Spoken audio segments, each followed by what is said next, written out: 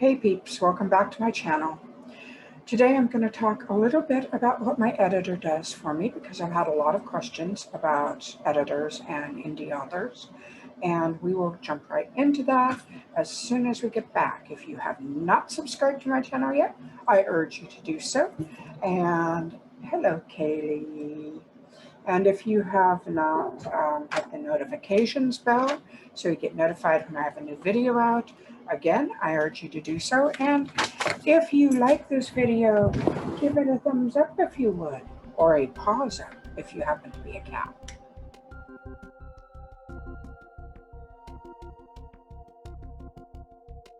Oh, hello, Kaylee.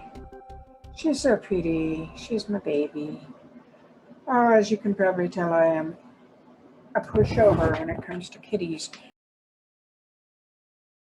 When I was with a trad publisher, traditional publisher, the way it works is you send your manuscript in, your editor goes through it, writes up revision notes, you get it back, you fix things, you send it back, they either accept it and move it on to copy editing or they go for another round.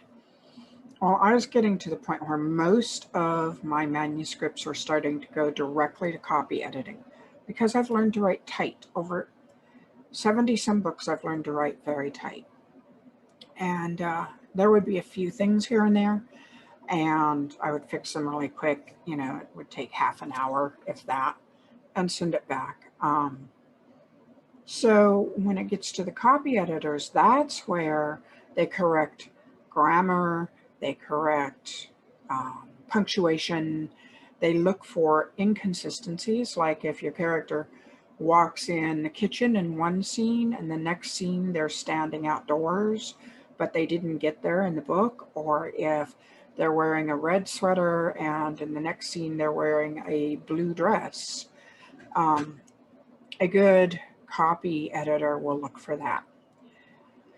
So when I went indie, I feel confident enough in my work after all these many years that I decided I wanted a copy editor, need a copy editor.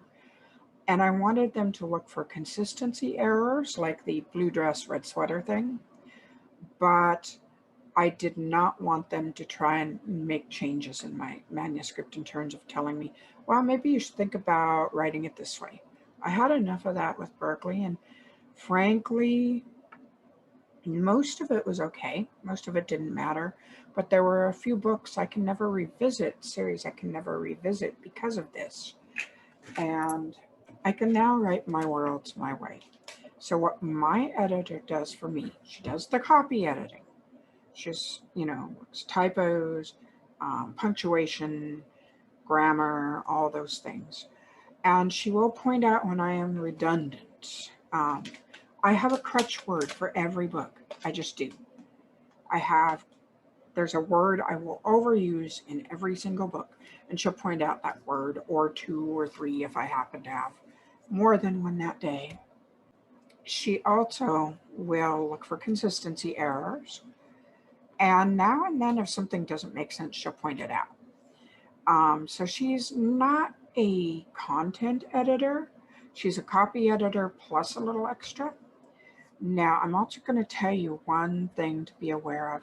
No matter whether you are in a trad publisher or an indie publisher, if you're an indie publisher, it doesn't matter. There will be typos in the book. There will be missing words. I don't care how many eyes have looked it over. They will be there. Now, I often get questions, do you want to know if, like, I notice a word spelled wrong or something? Yes and no. Yes, in that, please don't mark it through Amazon's system they have, because that requires that I go in and make changes when I don't have the time, when I can't just set aside time to go do that in bulk, so that they won't flag the book. Or you can email via my contact page going, I spotted a typo on this page in this book. And as long as you're nice about it, I'll get to it. It'll go on the list. Do not be surprised. There are going to be typos in every freaking book out there. And it's just, it happens. When you read a book several times, or when you've been reading page after page, your mind will invert letters to make sense. It'll fill in missing letters so it makes sense, and you won't notice it. It's something people just have to get used to and accept that it's going to be there. I also will point out, I do not want to hear suggestions on what word I should have used instead, or how I should rephrase a sentence. That's not the reader's place. That's my editor's place. If she feels it's incorrect, or if it doesn't sound right to her, she points it out to me, and it's my choice, my final say. I have a certain style of writing. Every writer does. The last thing we want is for people to try to rewrite our book. If you find yourself gritting your teeth over a certain author's books and they start making you uncomfortable in terms of the way they write, then maybe you should be reading another author.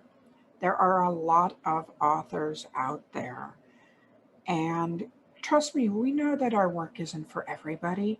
We're not going to get mad if somebody decides they're going to go read somebody else instead.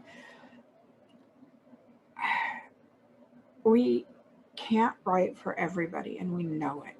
And that is just part of being a writer, is knowing that people will dislike your work. People will find it boring. People will find they can't connect with it. Other people will fall in love with your work. It's okay. It's okay if someone doesn't like your work. What's not okay is if they try to change your work. So those are my answers. That's what my editor does for me. We get along really well. We've worked together now since I went indie, actually.